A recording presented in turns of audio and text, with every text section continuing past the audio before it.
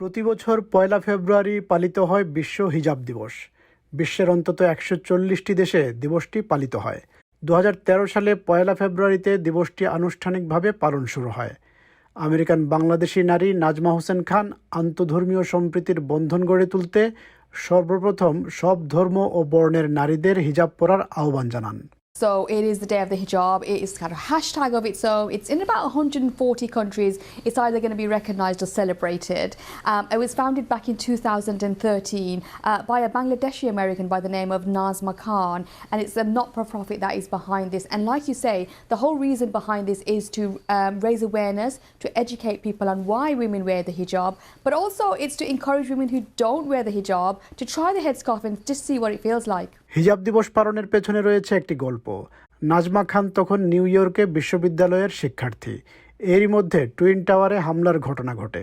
এরপর যখন তিনি হিজাব পরে ক্যাম্পাসে যেতেন, সবাই তাকে কটূক্তি করত। তিনি বলেন, স্কুলে তাকে ব্যাটম্যান এবং নিনজাও ডাকা হতো। But as you well know, it's seldom been out of the news, like being banned in France to more recently making headlines in Iran with the death of Mahsa Amini. But it is changing slowly. There are people who are now more acceptance of the hijab. Like, for example, in some schools in London, there is part of the uniform, so young people can come in wearing the hijab. But in some other parts of the world, the hijab in schools is being banned. So it's a very complex situation and a very complex issue.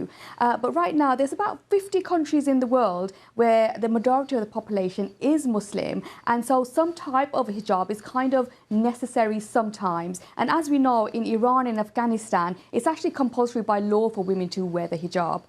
And according to the Power Research Center survey, among roughly 1 million Muslim women who live in the United States, about half of them, about 43%, actually cover their hair. Just give you a perspective of how many women across the globe actually wear the hijab. মূলত এই বৈষম্যের অবসান আর মানুষের দৃষ্টিভঙ্গি বদলাতে ২০১৩ সালের পয়লা ফেব্রুয়ারি ধর্মবর্ণ নির্বিশেষে সবাইকে হিজাব পরার আহ্বান জানান নাজমা। কেবল ধর্মীয় দিক নয়, হিজাবের একটি অর্থনৈতিক দিকও আছে। বার্ষিক $3 বিলিয়ন ব্যবসা হয় এই মডেস্ট ফ্যাশন ইন্ডাস্ট্রিতে।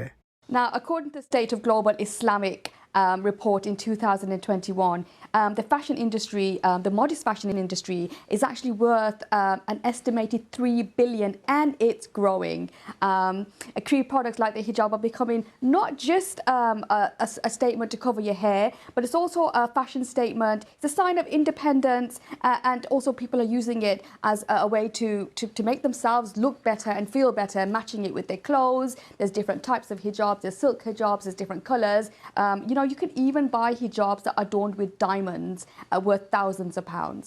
When I started wearing the hijab a few years ago, I couldn't quite find the right hijab that would fit me and my lifestyle.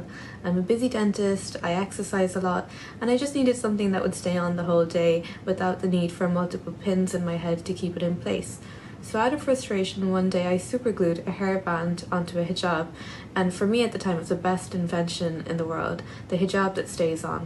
I knew I couldn't be the only person looking for this, and so I started my hijab business. Such a big industry that hijab influencers have millions of followers, and some of the biggest companies like DKNY, Mango, H&M, Nike have their own hijab brands, and Net-a-Porter have a website where they have their own modest fashion section.